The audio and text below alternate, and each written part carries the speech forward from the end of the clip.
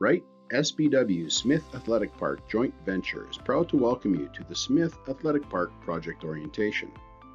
Wright SBW JV is the prime contractor on this project, and we will review the important safety responsibilities, requirements, and hazards to be expected. By the end of this project orientation, you will have an understanding of our general requirements as well as the project special conditions that require your attention. Wright SBW joint venture is the proud partnership of two companies created by our original founders. Our history spans over 125 years across the West Coast as humble contributors to the local communities. We respectfully acknowledge that the Township of Langley is located on the traditional, ancestral, and unceded territories of the Kwantlen, Katzie, Semiahmoo, and Matsqui First Nations. As part of our commitment to truth and reconciliation, we recognize the deep connection these nations have to the land and pledge to work with respect for their communities and traditions.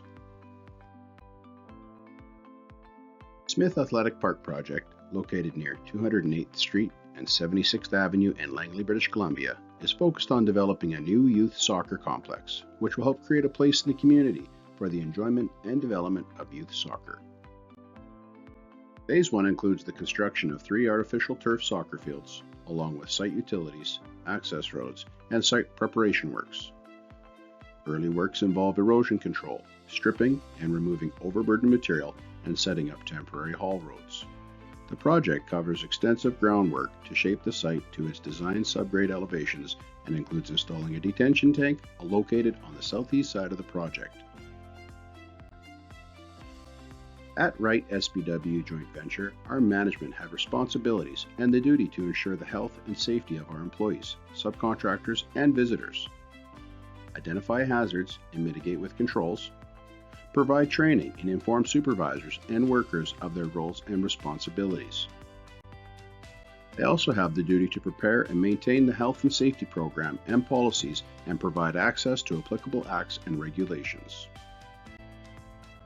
Our site supervisors have the responsibility and the general duty to ensure the health and safety of the workers under their direct supervision. And they also have the specific duty to make workers aware of any foreseeable or known hazards. Ensure PPE is available, worn, inspected, and maintained. Stop unsafe work. Investigate unsafe conditions and ensure corrective actions are taken. And consult and cooperate with management and the safety team. As a worker, you have the responsibilities and the general duty to take reasonable care to protect yourself and others at work. You also have the specific duty to learn and follow the safe work practices or procedures. Use the PPE provided, not endanger other fellow workers. Be able to work without risking health and safety. Immediately report any unsafe conditions. And if you are inexperienced, then let supervision know so that they can help you. As a worker, you have 3 rights in the workplace. You have the right to refuse unsafe work, you have the right to know about hazards, and you have the right to participate in safety activities. These rights are very important in keeping you safe at the workplace. The rules on every project are different because they're based on the risk and conditions of that project. So although you may have been on one of our projects before, there will be rules that are unique to this project only. Most of our rules are similar no matter where you go. For example, you must follow all safety policies and applicable regulations wherever it's from WorkSafe, the bylaws, or the Ministry of Environment. Safety is always the highest priority. You must report all incidents regardless of the severity, including property damages, injuries, near misses, and public disturbances. No drugs or alcohol are permitted on site, and you must be fit for duty and free from impairment of drugs and alcohol. There is no tolerance for any violence, theft, harassment, vandalism, or horseplay. Fall protection is required in all mobile elevated work platforms, including scissor lifts. Smoking, including e-cigarettes, is only permitted in designated areas. You must only use the tools and equipment that you're qualified for. Safety devices or guards cannot be removed, disabled, or altered. GFCIs must be used for all temporary power supplies. Everyone must sign in and sign out of the project for emergency purposes. You must follow the site hours and noise bylaw requirements. Regular site hours are Monday through Friday, 7 a.m. to 3:30 p.m. If you need to work after hours, please notify site supervision beforehand. The Township of Langley noise bylaw allows for construction between 7 a.m. to 8 p.m. on weekdays, 9 a.m. to 5 p.m. on Saturdays, and prohibits construction on Sundays and stat holidays. Follow speed limits posted in the area, as we are in a residential area with several walking and hiking paths nearby. Stay clear of the water ponds on the southeast corner of site. Only authorized personnel can walk in that area. Please do not speak to anyone in the media about the project or post any photos or videos on social media. If any of the rules or requirements are broken, you may be disciplined based on the severity and situation of the event. In most situations, our supervisor or safety representative will give you a verbal warning, a written warning, and then a suspension or termination. If the situation was severe, we would skip the initial warnings, and the discipline would result in a suspension or termination right away.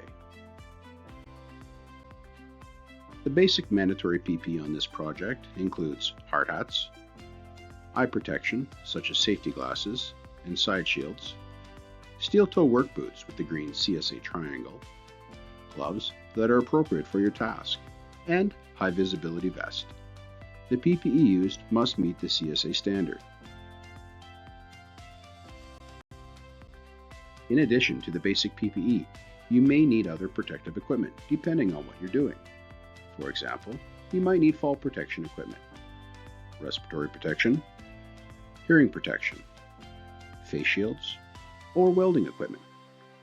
The equipment selection should be based on your hazard assessment and safe work procedures.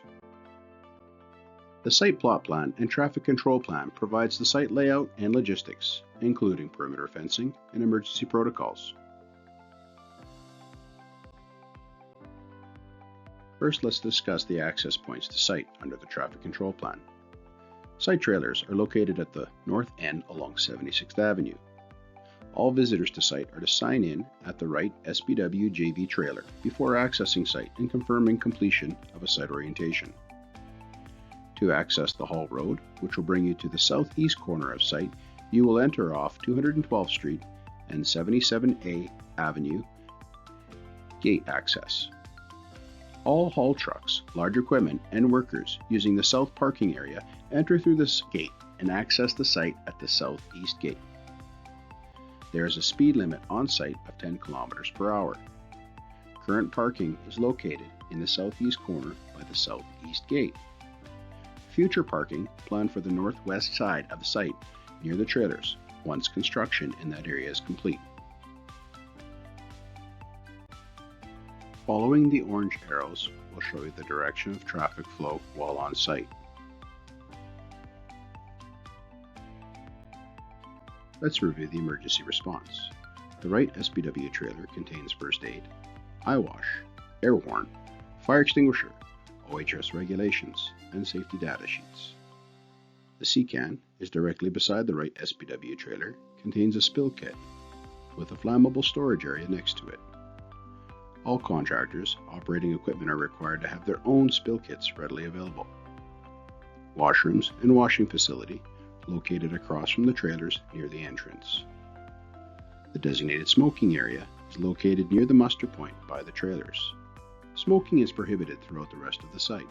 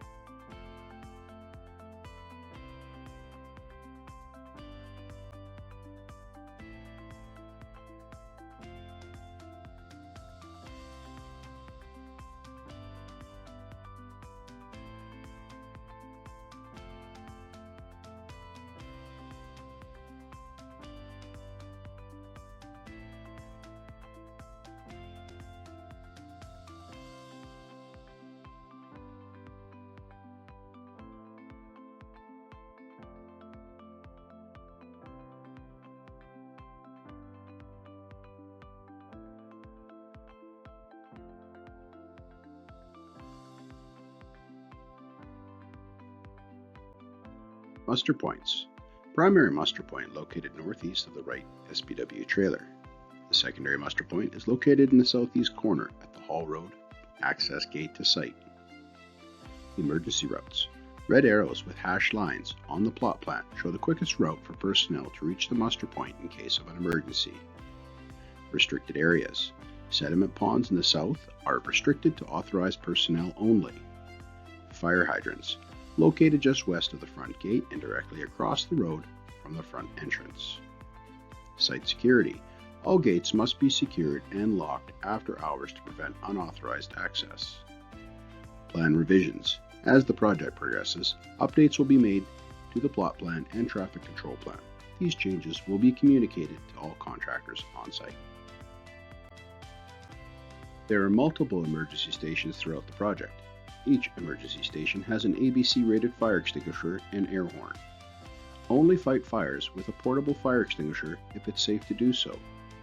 Do not attempt to fight fires unless you're trained and confident in using the fire extinguisher. All fires need to be treated as serious events. If you have any doubt as to the severity of the fire, initiate the emergency protocols.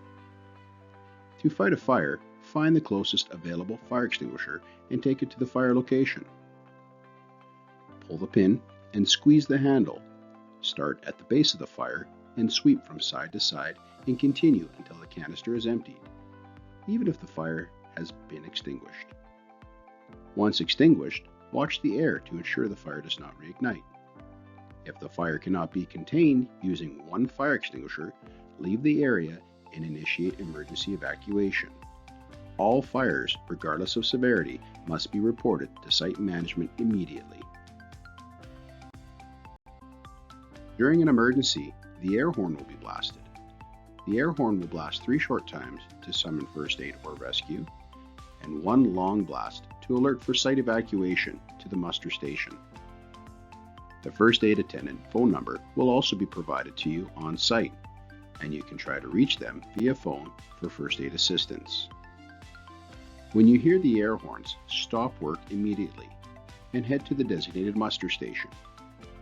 Make sure to turn off and safe out all tools and equipment before leaving the area.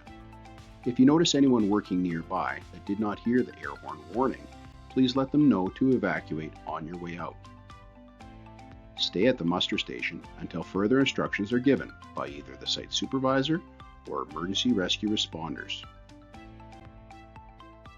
If you need to work alone, especially outside the site hours, you need to follow your company's working alone policy. The working alone policy includes providing training on the procedures and tools, clearly stating everyone's responsibilities, the process for check-ins, and the emergency response procedure if something was to happen or if a check-in was missed. Regardless of your scope of work, you should have some type of training for your task. Training can be formal in the form of certified tickets, or they can be informal, such as in the form of reviewing safe work procedures. If your task requires any certified tickets, you'll be asked for a copy of your training for our records. There are many forms of safety meetings, such as weekly safety meetings, toolbox talks, joint occupational safety and health meetings, and supervision coordination meetings. Your participation in the relevant meeting is important as it contributes to the safety culture on our project site. Formal safety meetings are documented so that corrective actions can be followed up. There are 4 main types of work that require safety permits on the project: hot work, lockout tagout, excavations or ground disturbance, and confined space entry. Each permit must be approved by site supervision with the supporting documents needed before you can begin the work. For other types of work, you may not need a permit, but you may need additional training, approval, or special safe work procedures before you can begin. Inspections are essential safety tools that help protect you and others on site. They can be either formal or informal, depending on the situation. Formal inspections are documented to record important findings related to hazardous equipment, tools, or processes. These are often required for higher risk activities or specialized equipment. Informal inspections are quick checks you perform before using tools or equipment, but they don't need to be written down. They help ensure things are in a safe working order before use. Some tasks, equipment, or processes may require formal inspections, while others only need informal checks. These requirements are typically based on regulations from WorkSafe BC or specific company policies. On this project, there are typical construction hazards, such as mobile equipment, uneven ground, loud noises, sharp tools or material, open excavations, and live services. Our safe work procedures, training, and FLHAs are required to provide you with all the tools to effectively control these hazards. You should speak to your supervisor if you have any concerns.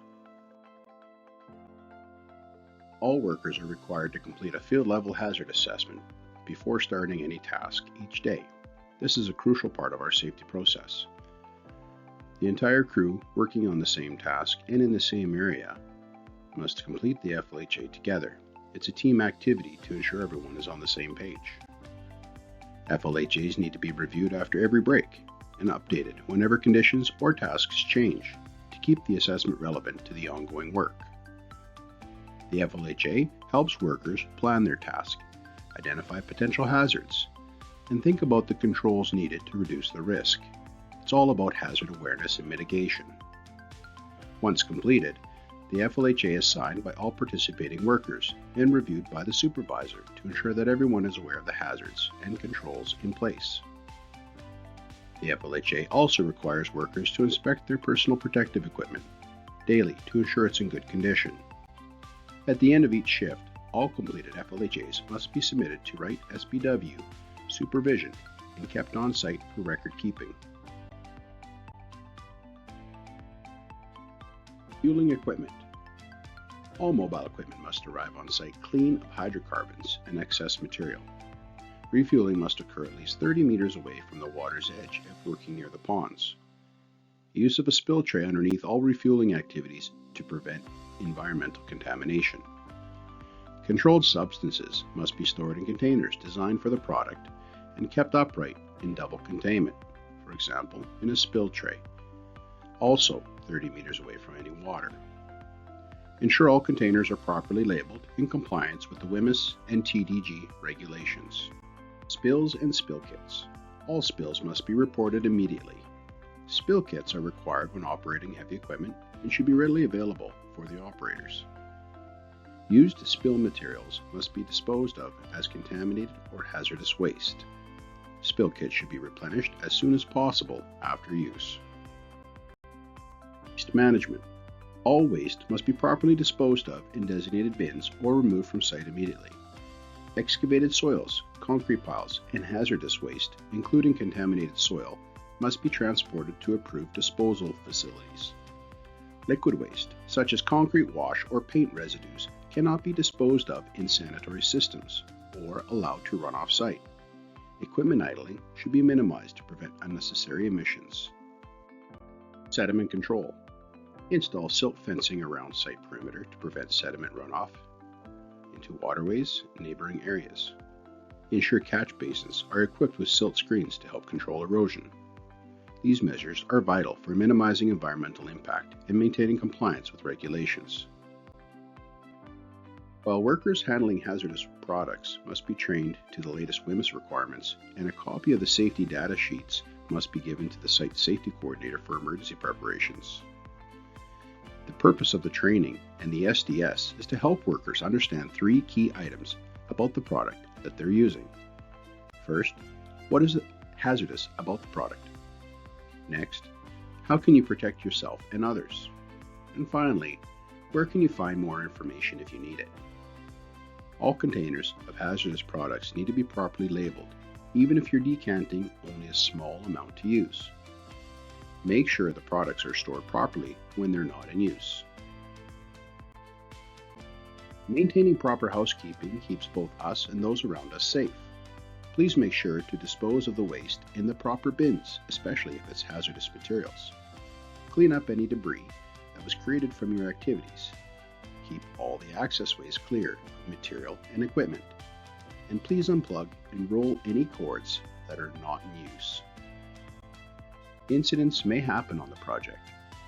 No matter what happens, you need to report the incident immediately to site supervision and safety, even if it's minor. The first thing we want to do when an incident happens is to help anyone that's been injured. Next, we want to freeze the scene so the investigation team can figure out what happened. We then need to immediately tell supervision if we haven't already. And then, when it's safe to do so, we can now return to work. Our projects have various degrees of public interaction. We are often working within or nearby the active public areas. Regardless of how close to the public you are, always make sure to do your due diligence and keep the project secured. Keep the project gates closed. If you must remove a fence panel, make sure the loose panel has no risk of falling onto people or property. The loose panel should be placed horizontally, and the open fence should be monitored until it can be closed again. Do not leave doors or windows to trailers and buildings open, especially when you're getting ready to leave for breaks or at the end of the shift. Don't let people in that you don't know. Keep your own valuables hidden away. Thieves like to target lunch trailers when they break into a project. Do not leave any tools or material in open areas where the public can tamper with it and injure themselves or steal it. Please stop anyone that attempts to trespass and report all suspicious activities. Remember to avoid engaging with public members. Report any issues to the supervisor to avoid conflict. Do not speak to the media and do not provide any photos or information to them. There are a few situations where you may need to call for emergency help to protect yourself or a member of the public. For example, if a public member needs medical help, if they enter the project area to steal, or become aggressive towards you, please call for emergency help at 911. On occasion, a public member may accidentally enter the project area because they're lost or confused. Please try to escort them out without escalating the situation. If you're not sure on what to do, contact site supervision right away. This project area may have disposed sharps or other drug paraphernalia from public use. Always be sure to inspect your work area before getting comfortable, because there could be an improperly disposed of sharp around you. If you do find a disposed sharp or other drug hazards, please don't touch it.